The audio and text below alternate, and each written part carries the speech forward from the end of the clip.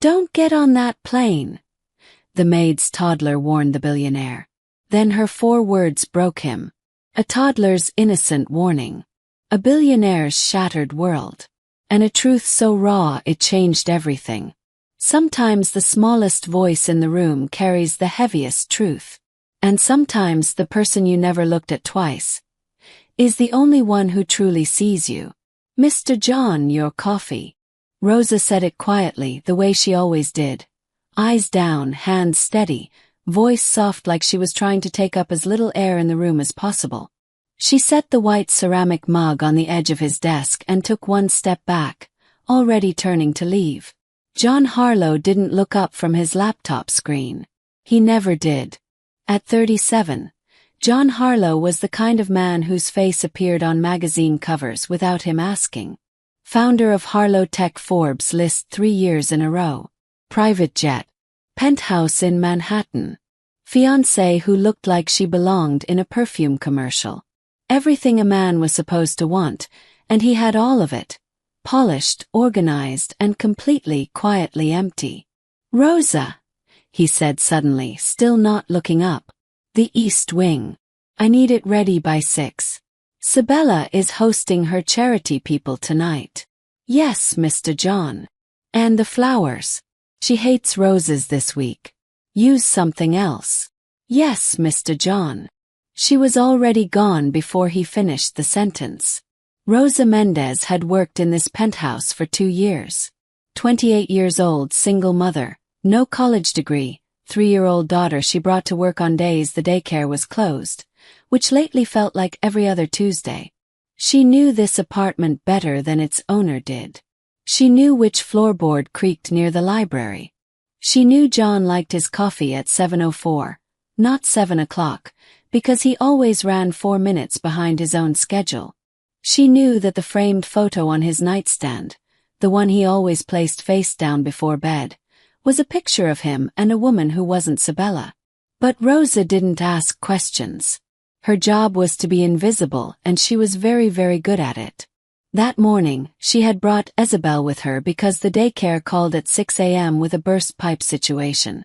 Isabel, 3 years old, round brown eyes, a gap between her front teeth, and absolutely no understanding of the concept of quiet, was currently sitting on the kitchen floor building a tower out of Rosa's cleaning supply bottles. "Mommy, this one's too heavy," Isabel announced loudly. "Shoo, baby. Mr. John is working." "What's Mr. John working on?" "Something important. More important than my tower." Rosa almost smiled. "Nothing is more important than your tower, Michigan Amore. But use your inside voice." Isabel considered this with the deep seriousness of someone who had been alive for 37 months. "Okay," she whispered loudly. "Inside voice." Rosa went back to cleaning. She was wiping down the hallway mirror when she heard it. Voices coming from the master bedroom. Sharp ones. Sabella's voice first, high and controlled, the kind of controlled that meant something was being held back by pure willpower. "I'm just saying, John, you've been distracted. You're not present. Not with me, not with the wedding plans, not with anything. Sabella, I have a company to run. You had a company to run when you proposed to me. That didn't stop you then. Was. Long enough to be uncomfortable." "I'm flying to Chicago tonight," John said. "The Mercer deal closes tomorrow." "You're always flying somewhere." "That's what I do." Another pause. Longer this time. "Fine," Sabella said. "Go. But John, we need to talk when you're back." "Really talk?" "Because lately I feel like I'm engaged to a ghost." Rosa stepped away from the mirror and moved quickly down the hall, cloth in hand, head down. She didn't hear the rest. She didn't need to. By 4 in the afternoon, Rosa was packing up her cart near the front foyer when John appeared in the hallway in his travel clothes. Dark slacks, gray shirt, a carry-on bag rolling behind him. His assistant Marcus was already waiting by the elevator, talking quietly into a phone. John looked tired in a way that expensive suits couldn't hide. Isabel was sitting on the foyer bench, Rosa's designated Isabel zone for the last hour, hugging her little stuffed elephant and watching everything with those enormous brown eyes. John barely noticed her. He noticed her 3 seconds later when she slid off the bench and walked directly into his path. "Hey," she said. He stopped, looked down, blinked. John Harlow was not a man who spent a lot of time around toddlers. He didn't know what to do with the small, serious face looking up at him. He looked at Rosa briefly, then back at the child. "Hi," he said, the word coming out strangely uncertain, like he'd forgotten how simple it was. "You going somewhere?" Isabel asked. "Yes." "Where?" "Chicago." She scrunched her nose. "Is that far?" "Pretty far." She thought about this. Her elephant drooped from one small hand. She looked at his suitcase, then back at his face, and something passed over her expression, something that looked bizarrely like concern. "Don't get on that plane," she said. John stared at her. Rosa's cloth froze mid-wipe on the mirror. "Isabel." "I mean it," Isabel said, looking up at John with complete, utter seriousness. The kind of seriousness that only a 3-year-old could deliver with no agenda, no filter, no calculation. Just raw instinct dressed in a pink shirt with a cartoon cat on it. "Don't get on that plane, Mr. John." John crouched down slowly until he was at her level. He didn't know why he did it. He just did. "Why not?" he asked quietly. Isabel looked at him for a long moment. Her elephant swung gently. The elevator dinged somewhere behind them. And then she said 4 words. 4 words that hit John Harlow somewhere behind his ribs, in a place he thought he'd sealed off years ago. 4 words that a 37-year-old billionaire with everything in the world was completely, utterly unprepared for. "You look really sad." The foyer went silent. Marcus had stopped talking into his phone. Rosa had stopped breathing. And John who built companies, who flew to cities to close deals worth millions, who wore confidence like a second skin, sat completely still on his haunches in front of a 3-year-old girl and felt something in his chest crack open. He didn't say anything for what felt like a full minute. Then very quietly he said, "Yeah, baby. I guess I am." He got on the plane. He shouldn't, huh? The thing about Chicago in November is that the city doesn't warn you. 1 hour it's cold and gray and manageable. The next, the sky turns a particular shade of yellow-green that every Midwesterner knows means get inside. And the wind off the lake starts cutting through even the nicest wool coats like it has a personal grudge. John noticed none of this. He was in the back of a black car moving through downtown traffic. His phone pressed to his ear. The window fogged slightly from the temperature difference between inside and out. Marcus sat across from him, typing something on a tablet. "The Mercer people confirmed the conference room for 9 a.m., Marcus said without looking up. "Dinner tonight is at 7. Mr. Mercer's bringing his legal team." "Fine. Sabella called while you were boarding," she said. "I'll call her later." Marcus looked up briefly, set the tablet down. "She said it was important. Everything with Sabella is important." He didn't say it mean. He said it the way a man says something when he's been carrying a particular weight for so long that he's forgotten it's not supposed to be normal. Like the weight had become part of his skeleton. Marcus was quiet for a moment. He'd worked for John for 6 years. He knew when to push and when to let something breathe. He let it breathe. John stared out the window at Chicago's gray skyline and thought, without meaning to, about a 3-year-old girl in a pink shirt holding a stuffed elephant. "You look really sad." He pressed his fingers to his temple. When was the last time someone had looked at him, actually looked at him and said something true? Sabella looked at him constantly. But she looked at the version of him that fit into her plans. The version that made the right appearances and wore the right watch and said the right things at her charity dinners. She loved that version. She'd been trying to finish building that version for 3 years. His mother looked at him and saw the boy she'd raised after his father left. The boy who swore he'd never be broke, never be helpless, never need anyone. She was proud. She called every Sunday. She never asked if he was happy, because happy wasn't something they'd talked about growing up. Survival was. Success was. His board looked at him and saw a number. Stock price. Quarterly projection. Even Marcus, loyal, dependable Marcus, looked at him and saw a schedule. But Isabel had looked at him for maybe 45 seconds and seen something real. That bothered him more than he wanted to admit. His phone buzzed. Not Sabella. Not Marcus. A number he hadn't seen in 8 months. He stared at it. Daniel Howe. His oldest friend. The man who had been his college roommate. His first business partner. And the person standing next to him when his father's obituary ran in a small-town newspaper that nobody read. The man he hadn't spoken to since their falling out over the Westfield acquisition.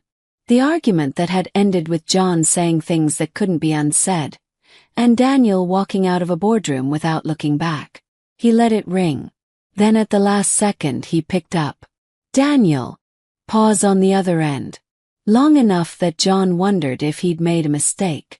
Then, John. Daniel's voice was careful. Stripped of the usual warmth, but not cold either. Something in between. I wasn't sure you'd answer. I wasn't sure I would either. Another pause. Chicago traffic crawled outside the window. I'm not calling about business, Daniel said. Okay. I'm calling because. A breath. The kind of breath a person takes when they've rehearsed something and then decided to throw the rehearsal away.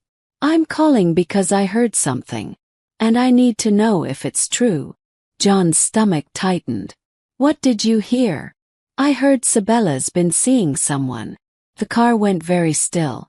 Marcus became suddenly, carefully interested in his tablet. John's jaw tightened. Where did you hear that? The Fenwick Gala last weekend. My wife ran into Cassandra Lee. You know how she talks. Cassandra Lee talks about everything. Half of it is garbage. I know. Daniel's voice was steady. But John. Is it true? John didn't answer immediately. Outside, the yellow-green sky had started to deliver on its threat. The first drops of rain hit the car window, sideways, the way Chicago rain always seemed to arrive, like it had somewhere else to be and had already been delayed. I don't know, John finally said, which was its own kind of answer. John. I said I don't know, Daniel. His voice came out harder than he meant it to. He pressed the back of his hand to his mouth. Exhaled. There are things I haven't been looking at. I'm aware of that. A long silence. You should look at them, Daniel said quietly. Before Chicago. Before the Mercer deal. Before whatever's next on the calendar. Oz. You should look at them now. John didn't respond. I'm still angry at you, Daniel added. Just so you know. That hasn't changed. I know. But I didn't want you to walk off a cliff because I was too stubborn to make a phone call. John closed his eyes briefly. Thank you, he said. Came out rough. Polished. Real. Don't thank me yet, Daniel said. Go home, John. The line went quiet. The rain came harder against the window. John sat with the phone in his hand and felt the crack that Isabel had opened that morning split just a little wider. He thought about the framed photo on his nightstand. The one he always placed face down. It was a photo of himself and Sabella, but not from their engagement, not from some polished event. It was from 3 years ago, a weekend in Vermont before any of this. Before the ring and the charity galas and the carefully constructed life. She'd been laughing at something he said. Her hair was wet from the rain. She looked like herself. He kept it face down because looking at it reminded him of a version of their relationship that he wasn't sure existed anymore. And he didn't know whose fault that was. His or hers. Or both. He looked at Marcus. What's the weather doing? Marcus checked his phone. Storm advisory. Might affect the morning flight. What about tonight's return flight? Can we get back tonight? Marcus looked up, surprised. Tonight. The dinner. Cancel the dinner. Mr. Harlow, the Mercer deal. Marcus. John's voice was quiet. Final. Book me on the next flight back to New York. Marcus studied him for exactly 1 second. Then he started typing. Yes, sir. John looked back out the window at the rain. Something in his chest was moving. Slow, uncomfortable, like a stone shifting position after years of being still. He thought about 4 words spoken by someone with a stuffed elephant and no reason to lie. You look really sad. He thought about what he was going to do with that. And then his phone buzzed again. This time it was Rosa's number. And the text was only 3 words long. Please come home. Rosa had not meant to send that text. She'd meant to send it to her sister Carmen, who was supposed to pick up Isabel at 6 and had gone completely silent since noon.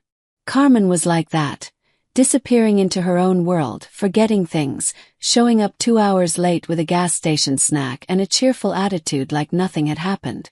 Rosa loved her sister the way you love someone who constantly tests that love. But she'd grabbed the wrong contact. John Harlow was 2 names above Carmen Mendez in her phone. She'd never moved him, never thought she'd ever text the man she worked for at all. She realized the mistake the second the message sent. Her stomach dropped to the floor. She stared at the screen for 3 full seconds, the loading dots appearing on the other end, which meant he'd seen it, which meant it was already too late to pretend the phone had malfunctioned or been stolen by Isabel or fallen into the toilet, and then she did the only thing she could do. She typed, "Sorry, Mr. John. Wrong contact. Ignore please." But the first text was already out there in the world. Please come home. She pressed her palm to her forehead and groaned quietly into the empty East Wing hallway. Isabel looked up from the floor where she'd been drawing something indescribable with a red crayon on a piece of paper Rosa had given her. "Mommy, what's wrong?" "Nothing, baby. Mommy made a mistake." "What kind of mistake?" "A texting mistake." Isabel considered this with great sympathy. "I make mistakes too," she offered. "Yesterday I put my shoe on my head." Rosa looked at her daughter and felt some of the tension dissolve into something warmer. "That's very different, my love." "It still felt bad," Isabel said seriously. Rosa pulled her daughter close and pressed a kiss into her hair. Isabel smelled like crayon and apple juice and that specific clean warmth that toddlers carried around like a secret weapon against the world falling apart. Rosa's phone buzzed. She braced herself. It was from John's number. Not a reply to her wrong text. A new message entirely. "I'm coming back tonight. Can you stay until I get in? I'll pay double hours. I need to talk to you." Rosa read it 3 times. "I need to talk to you." He had never said anything like that to her. In 2 years of employment, the longest personal conversation they'd had was the time she'd asked where he wanted her to move a bookshelf. He'd said the north wall, and that had been the end of it. She typed back carefully. "Of course, Mr. John. We'll stay." She sat down slowly on the edge of the hallway bench and looked at the wall for a moment. Something was happening. She could feel it the way she felt weather changes, a specific pressure in the air, a shift in the atmosphere of the apartment itself. She'd felt it that morning when Isabel had stopped him cold in the foyer. She'd watched the whole thing with her heart in her throat, wanting to apologize, wanting to scoop her daughter up and disappear, but also, if she was honest, in that deep private place she never showed anyone, wanting to see what he would do. He'd crouched down. That had surprised her.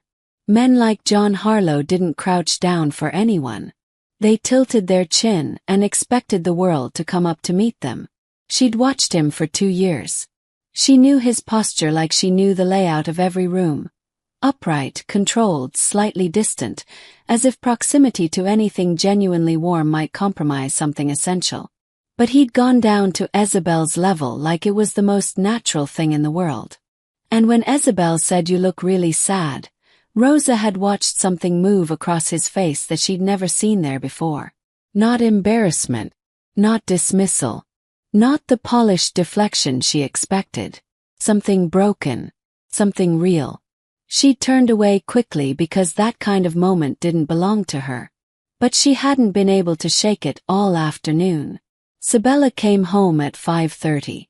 Rosa was reorganizing the kitchen pantry when she heard the front door, the familiar sound of Sabella's heels on the marble, the soft thud of a designer bag being set on the foyer table. Rosa stepped out to greet her. "Good evening, Miss Sabella. The East Wing is ready. The flowers are. Where's John?" Sabella's eyes moved through the apartment like she was checking inventory. "Mr. John went to Chicago this afternoon." Sabella's jaw tightened almost imperceptibly. "I know he went. I mean, has he called?" "Not to me, no." Sabella nodded slowly. She was 34 and startlingly beautiful, the kind of beautiful that came with discipline, the result of a woman who had decided early in life that the world rewarded appearance and had simply committed to that understanding. Her dark hair was always exact. Her posture was always exact. She had opinions about flowers. She sent back food at restaurants. She said please and thank you in a tone that made it clear she expected the words to be unnecessary. She wasn't cruel. Rosa had worked for cruel people. Sabella was something more complicated than cruel. She was a woman who had decided very early that she deserved certain things, and was in the ongoing process of being quietly devastated that having those things hadn't fixed what she thought they would. Rosa recognized it because she'd watched it for 2 years. You spent enough time being invisible in someone's home. You started to see everything. "He's coming back tonight," Rosa said carefully. "He texted. He let me know to stay late." Sabella looked at her sharply. "He texted you?" Rosa felt the temperature of the room change. "For work, Ms. Sabella. To stay for the evening." Long pause. Sabella's eyes moved over Rosa's face with an assessment that felt clinical. Rosa kept her expression neutral, her hands steady at her sides. Then Sabella turned away and moved toward the bedroom. "Fine," she said over her shoulder. "Keep Isabel out of the main hall. I have a headache." "Of course." Rosa watched her go. She stood very still in the kitchen doorway for a moment, breathing slowly, and thought about the photo on John's nightstand, the one face down. She'd dusted around it 100 times without ever touching it. But she knew what was in it because she'd seen it once by accident, caught a glimpse when the light came through the window at the right angle. Sabella laughing in the rain. A woman who hadn't finished becoming who she wanted to be yet. A man who hadn't figured out what he wanted at all. And Rosa, who understood both of them better than either of them understood themselves. And whose only job was to clean the mirror and say yes, Mr. John, and pretend she didn't notice any of it. Isabel appeared at her elbow with the red crayon drawing.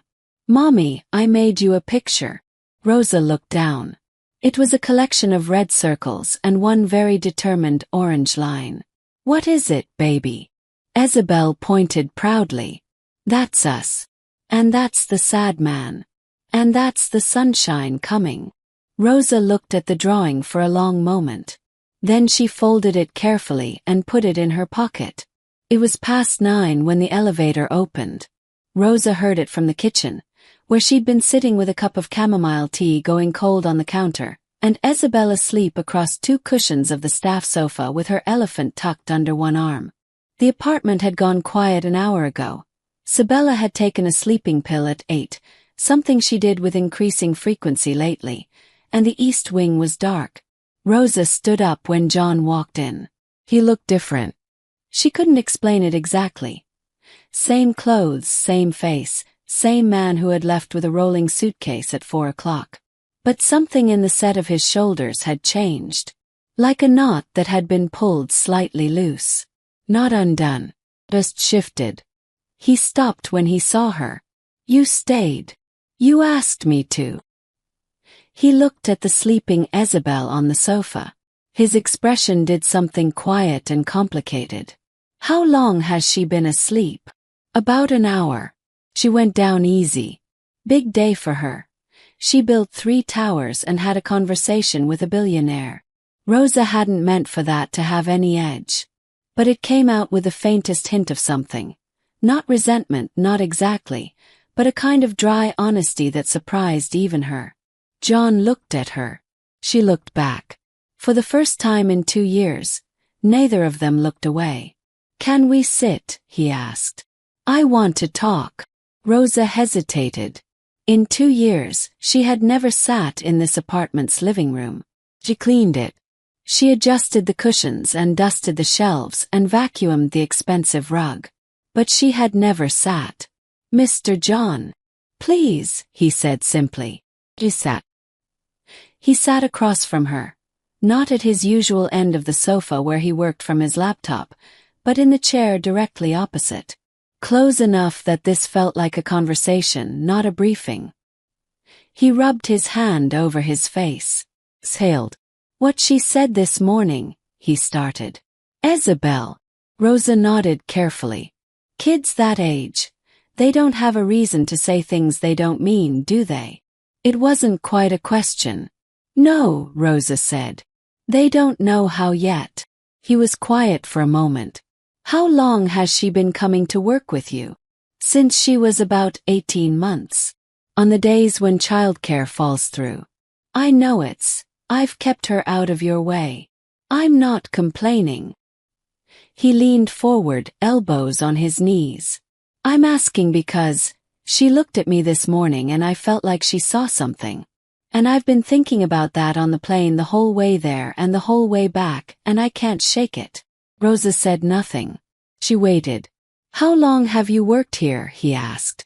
2 years in January." 2 years. He let that sit. "And I don't know anything about you." Rosa didn't respond because the truth was, that was exactly how she designed it. You learned quickly in this kind of work that the less you were seen, the safer you were. Invisible people didn't get fired for saying the wrong thing. Invisible people didn't become problems. But something in his voice made her feel, for the first time, like maybe she didn't have to be invisible tonight. "I know you," she said quietly. "Not personally. But I know your rhythms, your routines. I know you take your coffee late, that you don't actually like the green juice Miss Sabella orders for you, that you read for exactly 20 minutes before you sleep and then you put the book on the nightstand face down."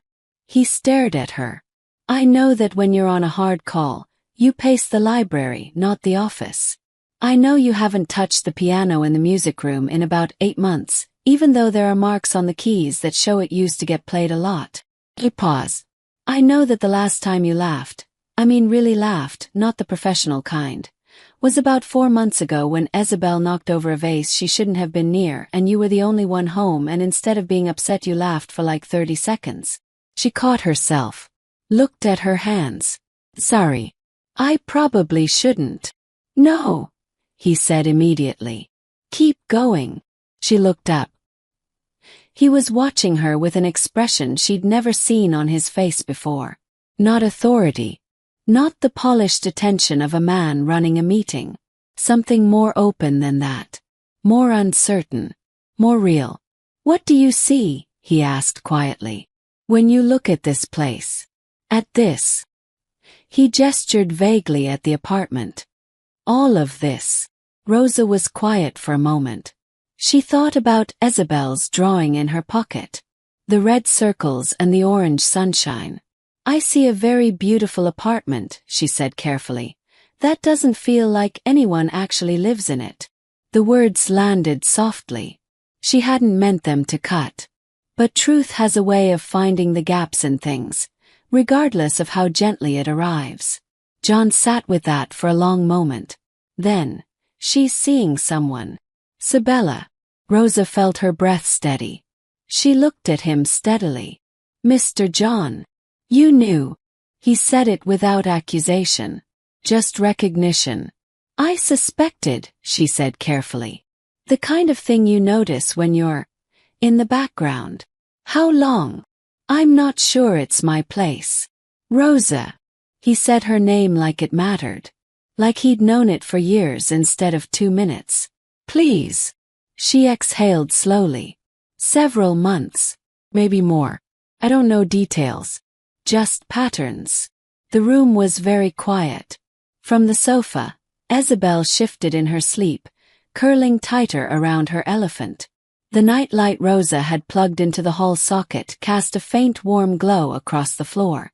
John looked at his hands. At the apartment. And nothing in particular. I think I've been choosing not to know, he said. Because knowing meant I'd have to do something about it. And doing something about it meant everything changes. The company image. The narrative. He stopped. Laughed once, quietly, without any humor in it. Listen to me. Talking about my own life like it's a press release. Rosa looked at him. At this 37-year-old man who had everything in the world except a single person who told him the truth. Who had built an empire and somehow ended up completely alone inside it. She thought, not for the first time, that wealth was its own particular kind of loneliness. Different from hers but just as real. What are you going to do? She asked. He looked up at her. Something settled in his expression. Not peace exactly but resolve. The beginning of a decision. I don't know yet, he said honestly. But I think I have to stop pretending I don't see what I see. Rosa nodded slowly. Can I ask you something? He said. Yes. Your daughter. Her father. Not in the picture, Rosa said simply. No bitterness. Just fact. She'd made peace with that particular truth a long time ago. It's just us. He nodded. She's remarkable, you know. She walked up to me like I was just a person. Rosa almost smiled. To her you are. That landed somewhere on his face. He looked like a man remembering something he'd forgotten so long ago he'd stopped noticing the absence. Yeah, he said quietly. I guess that's the thing, isn't it? By the time Sabella appeared at 7:30, the apartment had already changed shape. Not physically. The same expensive art was on the same walls. The same morning light came through the same east-facing windows. Rosa was in the kitchen as always. Coffee made at 7:04 as always. Isabel in the corner with her crayons and a fresh piece of paper.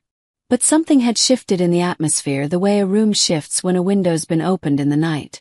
Everything is the same and also different, and you can't quite say why until you feel the air. Sabella came into the kitchen in her silk robe, stopped when she saw John sitting at the kitchen island, which was unusual. He always took his coffee to the office, and stopped a second time when she noticed Rosa wasn't looking at the floor. You're back, Sabella said to John. I came back last night. I know. I heard you. She moved toward the coffee maker. How was Chicago? I didn't stay. He turned. You didn't. I came straight back. He looked at her steadily. We need to talk, Sabella. The silence in the kitchen became a specific kind of silence, the kind with weight. Rosa picked up Isabel without a word and moved toward the hallway. We'll be in the east wing, she said quietly. Stay, John said. Rosa stopped. Sabella's eyes moved to her sharply. Then back to John. John, whatever this is. I want to say this once, he said quietly. Clearly. Without it becoming a production. He wasn't raising his voice. He never raised his voice. Rosa had noticed that from the beginning. His control was in his quietness, not his volume. I know about Marcus Hale. Sabella went very still. Marcus Hale.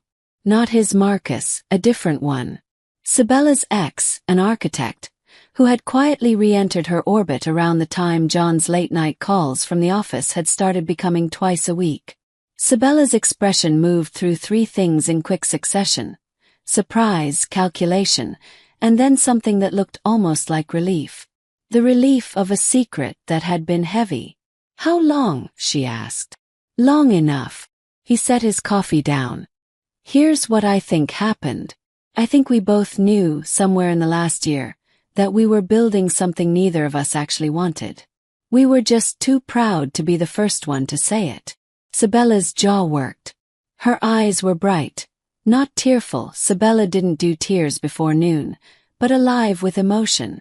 "You weren't here, John." "I know. You were never." "I know," he said again, and the way he said it stopped her. Because it wasn't defensive. It was just honest. An admission without armor. "I wasn't here. I was everywhere else. And I could tell you it was the business, and that would be true, but it wouldn't be the whole truth." He exhaled slowly. "The whole truth is that I didn't know how to be here. I don't think I've known for a long time." Sabella looked at him for a long moment. The kitchen was very still. Isabel, from Rosa's arms, tilted her head and studied Sabella with those enormous brown eyes. Then she looked at John. Then back at Sabella. "Are you sad too?" Isabel asked Sabella seriously. Sabella blinked. Rosa started to apologize, but Sabella lifted a hand. A small gesture. "Stop." She looked at Isabel. Something in her face softened in a way that Rosa had never seen before. "Yeah, baby," Sabella said quietly. "A little bit." Isabel nodded solemnly. "My mommy says it's okay to be sad. It means you have feelings." Sabella laughed. A short, startled sound, half a breath. She pressed her fingers to her lips. And then, to Rosa's complete astonishment, Sabella started to cry. Not dramatically. Not in the way of scenes. Just quietly. 2 tears, then 3. A woman coming apart slightly at the edges because a 3-year-old with a stuffed elephant had said the simplest possible true thing, and it had landed in the exact spot where the armor had worn thin. John got up and crossed the kitchen. He didn't hold her. They were past the point where that would have been the right thing. But he stood next to her, and the standing next to meant something. "I think we should end this well," he said. "Not with lawyers and war. Just, honestly." Sabella wiped her eyes with the back of her wrist. "When did you get honest?" "Last night," he said.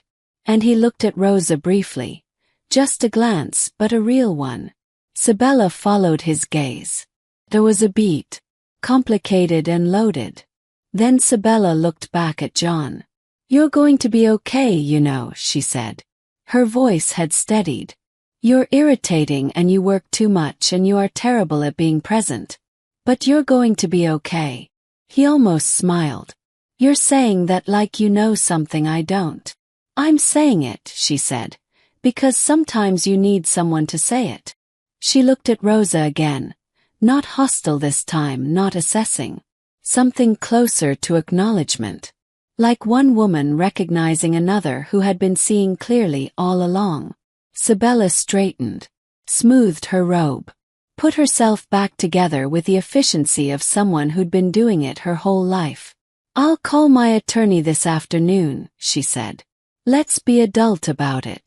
John nodded. "Thank you." She walked out of the kitchen. The room exhaled. Isabel looked up at Rosa. "Is it over?" "Something is," Rosa said quietly. "And then what happens?" Rosa looked at her daughter's face. The gap-toothed certainty. The enormous eyes that looked at the world like it was something manageable, something that could be redrawn in red crayon and orange sunshine and made right. "Then something new starts," Rosa said. 3 weeks passed. Sabella moved her things out on a Sunday, efficiently and without drama, the way she did everything. She left the Vermont photo on the nightstand. Not face down but face up. Rosa found it that way when she came in to clean. She'd left it exactly as she found it and didn't say a word. The apartment breathed differently after that. Easier. Like something that had been held too tightly had finally been set down. John Harlow did not immediately become a different person. He still took his coffee late.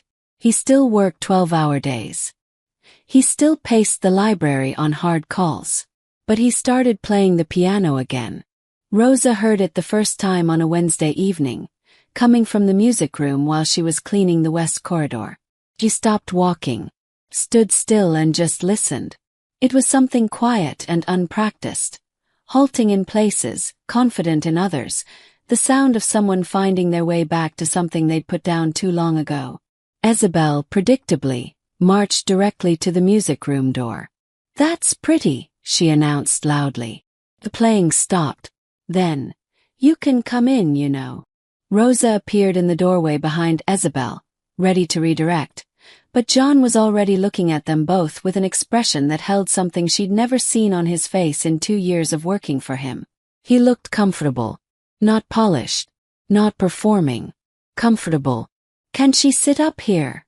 he asked Rosa, nodding at the piano bench. Rosa hesitated. "She'll just start hitting the keys." "I know." He smiled, a real one, the kind that reached his eyes. "That's fine." Rosa set Isabel on the bench beside him. Isabel hit every key in her reach with her flat palm, making the most extraordinary and enthusiastic noise possible.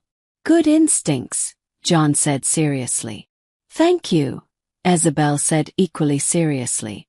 Rosa stood in the doorway and watched her daughter make beautiful, terrible music with a billionaire who 2 weeks ago hadn't known her name. A month after that, John called Rosa into the office. She came in with her notepad, ready to take down instructions about the apartment or a new schedule or something requiring a list. She stood at the appropriate professional distance and waited. He turned his chair to face her. "I want to offer you something," he said. "And I want you to hear it before you say no." She looked at him steadily. "The foundation is expanding. The Children's Education Initiative. We're building out the staff. I need someone to manage the community liaison program. Someone who understands what it means to need something and not have it. Someone who isn't going to see those families as a project." He paused. "Someone honest enough to walk into a room and say the true thing." Rosa was quiet. "The salary is 3 times what you make here," he said. "Benefits. Flexible schedule so you can be with Isabel. You'd answer to the program director, not to me personally. I want to make that clear. This isn't about anything other than the fact that you are exactly the right person for it, and the job is exactly the right job for you." She looked at him for a long moment. "I don't have a degree," she said. "I don't care. I've never managed a program." "I know. You've managed everything in this apartment while being invisible, for 2 years, without a single mistake. I think you can handle a team." Rosa felt something shift in her chest, a specific kind of shift, the one that happens when a door you stopped expecting to open starts moving. "Why are you doing this?" she asked. He considered the question honestly. "Because your daughter walked up to me in a foyer with a stuffed elephant and told me a true thing when nobody else would. And you've been telling me true things without words for 2 years, and I was too deep in my own head to hear them." He looked at her steadily. "Because some things need to change, and I'm trying to change the ones I can actually affect." Rosa looked down at her notepad. She thought about Isabel's red crayon drawing, still folded in her jacket pocket, transferred from coat to coat for a month. The red circles and the orange sunshine. It's us. And that's the sad man. And that's the sunshine coming. "I'll need to think about it," she said. "Of course." She looked up at him. "But my answer is probably yes." He nodded. Something in him settled. Rosa turned to go. "Rosa." He stopped. What she said. His voice was quieter now. "Isabel." The 4 words. He paused. "I think about it a lot. That someone looked at me and just saw it. No agenda. No angle. Just saw it." He exhaled. "I'd been carrying it for so long I'd stopped thinking anyone could see it. Or that it mattered if they did." Rosa turned back to look at him. "It matters," she said simply. "It always matters." He nodded. Looked at his hands. Looked back up. "Yeah," he said. "I'm starting to figure that out." That evening, Rosa picked up Isabel from daycare, on time because the pipes had been fixed and everything was running right, which felt appropriately symbolic. And on the walk home, Isabel slipped her small hand into Rosa's and looked up with those enormous eyes. "Mommy, is the sad man still sad?" Rosa thought about the piano music she'd heard that morning before she left. She thought about the way John had laughed, genuinely, when Isabel had played every key at once. She thought about the photo on the nightstand, finally face up. He's working on it, Rosa said. Isabel nodded wisely. That's the right answer. Is it? Yes. Isabel swung their joined hands. Mommy, can we have tacos? Rosa laughed, the deep, real, unguarded kind. Yes, baby. We can have tacos. With the crunchy ones. With the crunchy ones. Isabel skipped twice, satisfied with the outcome of this negotiation and with the world in general. And Rosa Mendez, 28 years old, single mother, woman who had spent 2 years being invisible in a beautiful apartment, walked home in the early winter light with her daughter's hand in hers and the quiet, growing certainty that the door that had started opening wasn't going to close again. Some truths are too big for adults to say. So they wait for the small ones. The ones with stuffed elephants and no reason to lie. The ones who look at a sad man in an expensive suit and say exactly what they see. 4 words. That's all it takes. Sometimes, you look really sad. The end.